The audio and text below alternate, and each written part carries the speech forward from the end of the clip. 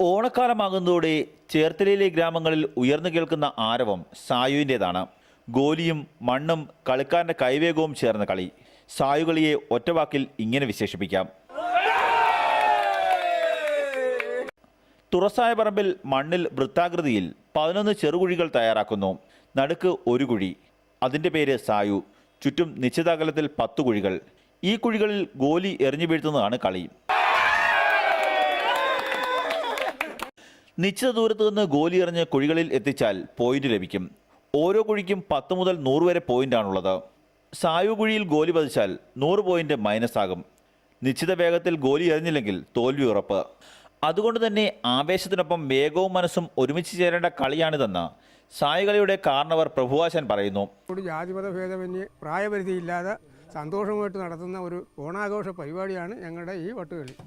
ഓണക്കാലത്ത് ഇവിടെ നടക്കുന്ന കളിക്ക് പ്രായഭേദമില്ല. പുലർച്ചെ തുടങ്ങുന്ന കളി രാത്രി വൈകിയും തുടരും. കളിയിൽ തോൽക്കുന്നവർക്ക് സമയനഷ്ടം മാത്രമല്ല, മാനക്കേട് കൂടി സഹിക്കേണ്ടി വരും എന്നതാണ് ഇതിൻ്റെ മറ്റൊരു പ്രത്യേകത. കാരണം തോൽക്കുന്നവരെ കളിയാക്കി പാട്ടുകളും സായുകളിയുടെ ഭാഗം.